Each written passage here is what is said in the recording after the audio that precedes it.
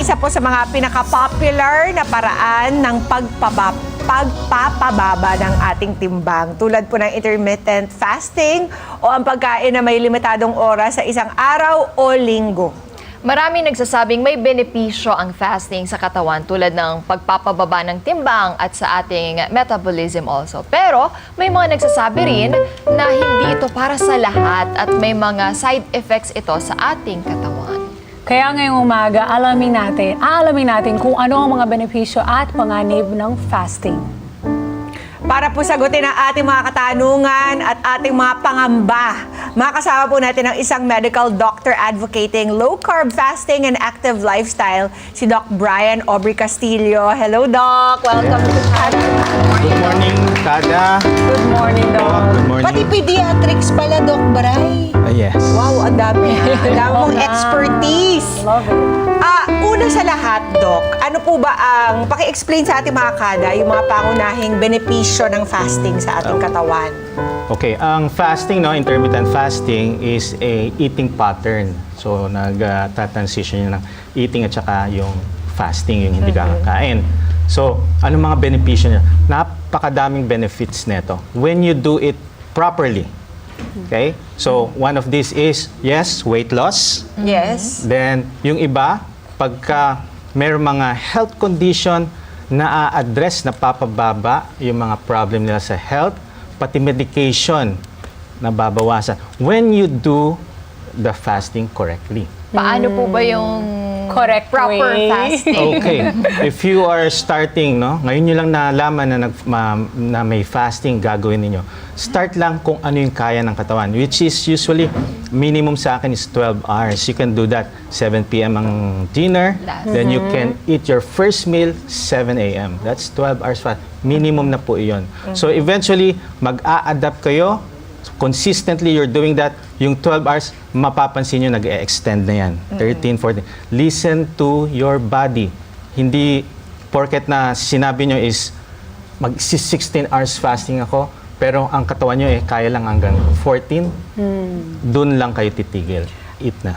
Bakit, Doc Bray, kailangan ba i-increase talaga yung length of time that you fast after a while? Does your body get used to it so much na wala ng benepisyo? Ganun ba yun? May benefit, lalo na kung ma-extend mo yung fasting because dyan na nakikitaan ng mas better benefit yung autophagy, yung tinatawag na Oo nga. cell regeneration, nagre-repair yung mga Yes. nasisira nating mga cells. So, are you saying that people need to increase talaga after a period of time? Yes po. Oo. Ang mahalaga dito is kung ano yung intention nyo, anong goal nyo. If you have health condition, much better. If you just want to lose weight, magagawa nyo yan in 16 hours, 18 hours, no? Depende pa rin sa katawan natin. There are bodies na kaya nila mag-extend ng fasting. Okay. May iba naman hindi pa kaya. Pero may benepisyo pa rin kahit May hindi sila yes. mag-extend. Yes, actually Yun. Kasi halimbawa, si Mami Gladys, kaya lang niya 12 hours talaga. So 12 hours lang gagawin niya forever, pero makakuha pa rin niya yung benepisyo. Yes po. 4 to 6 hours, yung sugar niya bumababa na yan. Ayun. So may mga benefit per hour yan. So much longer, if done correctly, mas malaking benefits. Okay, lahat po ba ng kada ay pwedeng gumawa ng intermittent fasting, Doc Bray? Okay. Or halimbawa, katulad po ng daddy ko, ang daddy ko po ay isang diabetic. So kapag pinag-fast ko siya after, halimbawa, siya lang kahit hindi siya nagpa-fasting, bumabagsak talaga yung kanyang blood sugar level after a certain number of hours na hindi siya kumain. So, paano pag nag-fasting yung mga kada nating may diabetes? Okay. Isn't that bad for them? Yes, if you are diabetic and injecting insulin, you need to have a clearance with your doctor, and then you can do it with guidance. Pag walang guidance, delikado po. If you are guided properly, ma-reach niyo yung benefits ng fasting, and eventually, yung sinasabi nilang hypoglycemia, hindi nila nararamdaman yung mga effect ng hypoglycememia when you do it properly. Okay, Doc, meron akong tanong. Kasi before, when I was treating myself with, I had cancer. So during my cancer treatment, my oncologist would say, wag ka muna mag-fasting. Oo, fasting is good for you, pero wag while we know that you've been diagnosed. Maybe when you know that you're healthy again, that's okay. Bakit po may mga ganyan? Ang explanation sa akin was like, kulang ka na nga sa mga nutrients, kulang ka na nga sa mga kailangan mong i-supply sa katawan mo. So wag ka muna mag-fasting. Although, ang binigay sa akin, low-carb diet. Okay. Maganda yung low carb, which is I'm advocating, no? So, when you are diagnosed with cancer, ano na ang goal natin? Ang goal natin is not to, yung cancer is To not spread. metastasize. Yes, correct. To Not to spread. spread. So, ang unang-unang gagawin natin is take out all the inflammatory foods na. When you do that, those processed, ultra-processed food, when you do that, you are doing the low carb na. Yeah. When you do low carb, fasting will follow. So, hindi mo yan yung intentionally na magfa-fasting ka. Your body will just react to the natural na nung naglo-low carb ka, natanggal itong mga Yes, cravings, you will feel full, so hindi ka nagugutom, you can now do the fasting. And which is isang factors dyan na malilesen ka na magkaroon ng spread ng cancer. You know, Yung it worked for me. The low-carb diet worked for me. Pero yun nga, I try to do the intermittent fasting. Nahihirapan ako. Kailangan ko kumain talaga. You But need, you need to Sabi listen nga, to your body talaga. Yeah. Hindi talaga siya pang lahat. Kasi lahat. yung ibang tao, ibang kada natin, halimbawa nakita nila na, uy, uso yung fasting ngayon, gagawin nila. Halimbawa ako, acidic ako, parang hindi ko talaga kaya na matagal walang kinakain. So, hindi yun pwede din. Right, Doc? If you have acidic, no, we need to address that. Usually, sa aking experience for patient, when I take out all those high carbs, ultra-processed foods, sugar, nawawala yung acidity. Nawawala yun. But if you have, there are ulcers, no, na bacteria ang nagkakos. So you need to have consultation muna sa inyong doctor para ma-rule out natin yung bacteria na nagkakos ng ulcer. Nakikita ko yung mga kada natin, tumatango, nakikinig talaga intently. Pwede po kayong magtanong ha, habang nandito si Doc Bray. sayang. Libre po yan. Paki-explain, Doc Bray, yung mga iba't ibang uri ng fasting. Kasi kanina, na-mention natin, 12 hours fast. Tapos, that's one of them. There's also, what else, Doc? Yung wet fasting, so yung may oras, that's intermittent fasting. Then we have the wet fasting, kasama na rin din yung intermittent fasting. Kaya dalawa lang inaano ko dyan wet fasting and dry fasting. Ano po ibig sabihin ng wet fast? Ang wet fasting, you can consume or take fluids na water or electrolytes. Pero yung mga ibang fluids, hindi. Soup, bawal. Huwag muna. Yes, may calories kasi yun So Wait, it will break so your fast. for how long, Doc? This is all you'll eat the entire day, the entire Well, week? yes, depende sa inyong intention ulit. Ang gusto niyo mag-lose ng weight, depende pa rin sa katawan natin. When you feel hungry, eat. If not hungry, do not eat. So, nandiyan na yung fasting. When you do some, yung dry fasting, ang inaano kong dangers, usually nagagawa natin yan when we do laboratory. Usually 8 to 10 hours fasting. No Yeah, food, no people do water. that. That's dry fasting. So you For can do how that. long yun, Doc? Usually pag laboratory is 12 hours. Pero pag No, but we're talking about weight loss here. Weight loss and all the other benefits of fasting. Wag po muna yung lab. Okay. Ano po yung benepisyo ng dry fasting? And for how long should they do it? Ang dry fasting hindi ko inaan sa buong sa lahat. If you are not familiar with fasting, you have no knowledge, no? Do not do dry fasting. Usually pag dry fasting, wala kang dapat trabaho, nasa bahay ka lang. Okay. Because you're not going to eat, you're not going to drink. It's very dangerous if Okay. you're Well, okay, let's you not have- talk about that, Doc. Oo, Ano na yeah. lang So yung hard mga to do, pwede natin mga gawin kada. as Yeah, you can do the wet fasting and Wet then fasting. na-extend yung hunger mo. So nagugulat ka ngayon. When you do it daily, routinely, may mga changes sa katawan natin which will makikita mo siya after a month, 2 months. Be patient.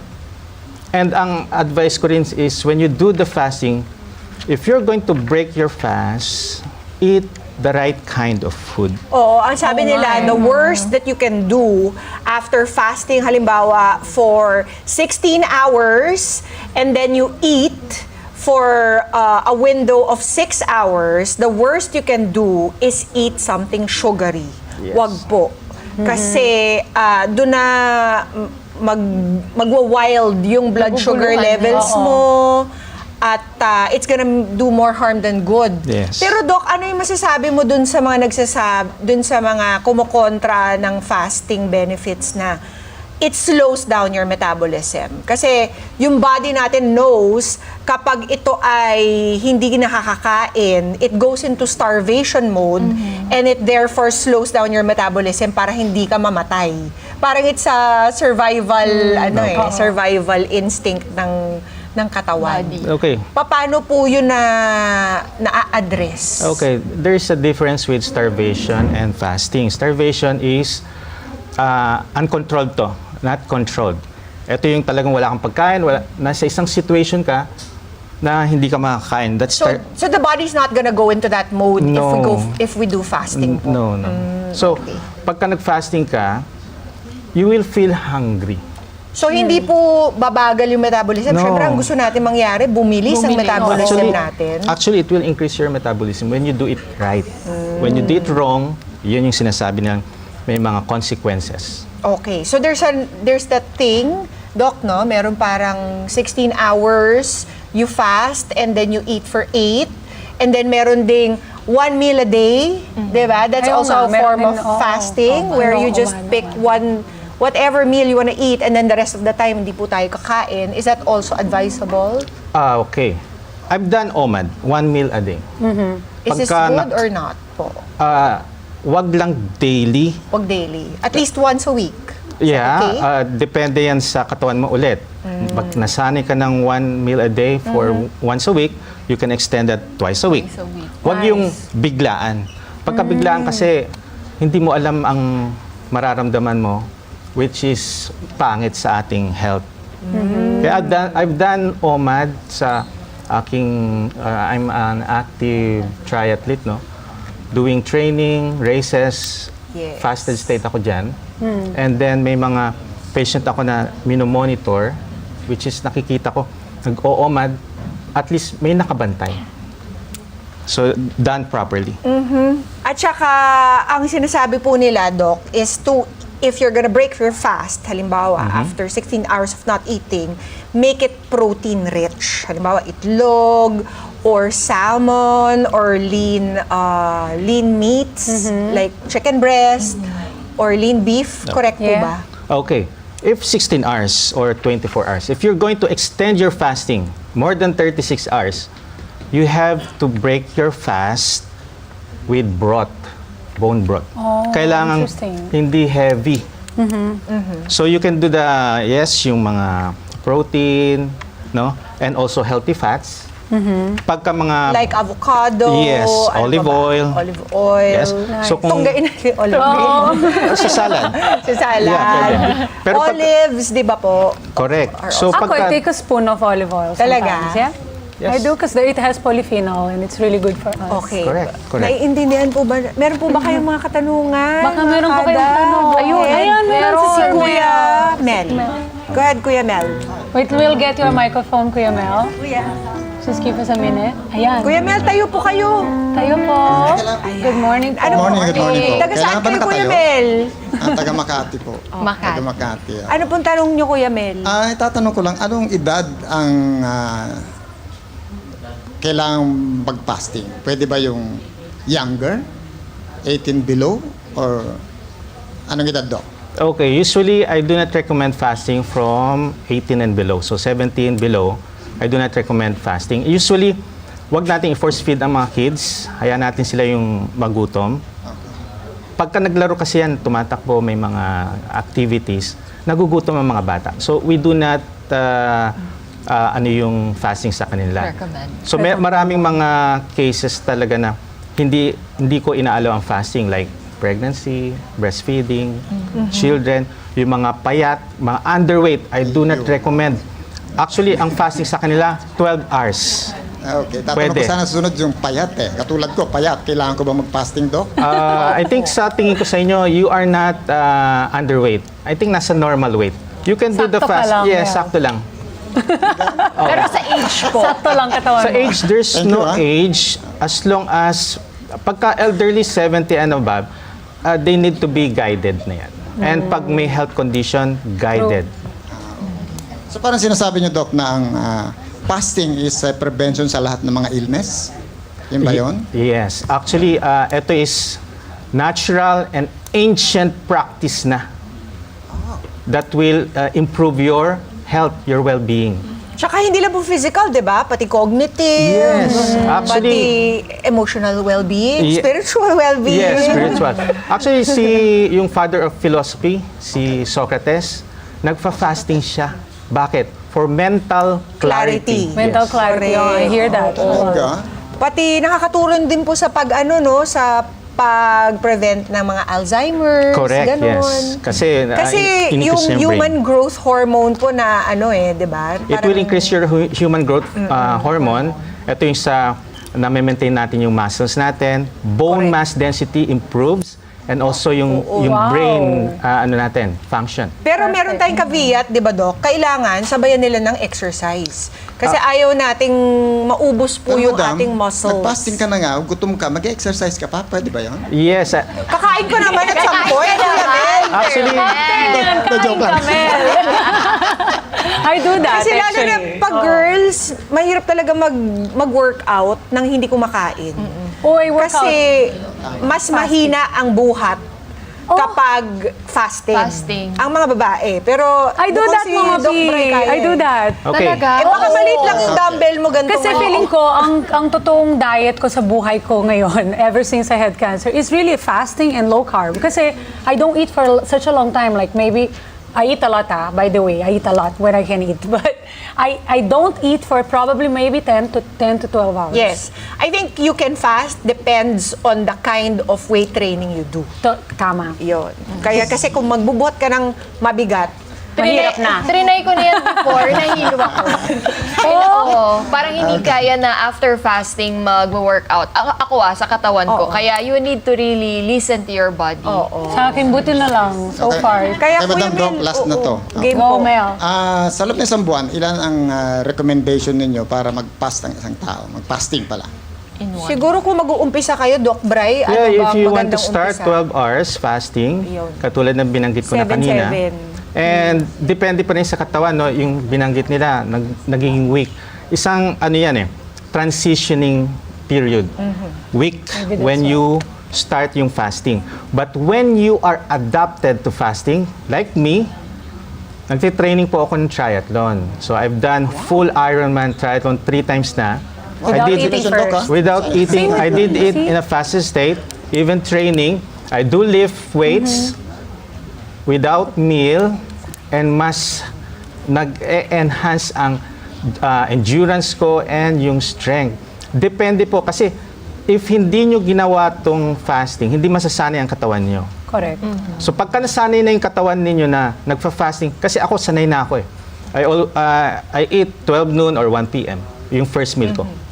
My last meal will be 7 or Okay, 6. pero triathlete po to si Doc Bray. Kaya wag po natin Mel. siyang tularan. Matinding athlete na to. Medyo Mag-adjust elite na po muna yung to. body. Oo, mag-start mo na dun sa 12 hours. Sa gabi, Hours minimum. Mel. 7 p.m. then 7 a.m. Yes. Parang saktong-sakto na po yan para sa atin, di ba? Pero Doc Bray, ay, okay na po, Kuya Okay na Mel. po. Salamat Thank po. you, Mel. Maraming salamat po. Okay naman, magtanong. Bakit po sinasabi nila meron ding cardiovascular risk yung pagfa-fast? Oh, okay. So, usually kasi healthy fats Ang iniisip nila is pagka too much fats, nagkakaroon ng health risk. Or baka naman sedentary na kayo kasi nung pandemic, lahat ng active people naging sedentary. Then when they go back to being active ulit, nagkaroon ng problem. Hindi na sanay yung katawan nila. Pero akala nila kaya pa nila itong mga endurance na yung iba nagkakaroon ng heart attack so mga cardiovascular problem. So you need to have a consult. I-clear lang tayo sa ating health kung pwede na tayo mag-fasting, pwede ba natin mag-exercise na agad. So need consult pa rin tayo. Mga Kanet Net25. This is Pia Guanyamago. For more Kada Umaga updates, please click the subscribe button and follow us on Net25 social media pages at Net25TV and at Net25 Entertainment Facebook page. See you guys. Bye!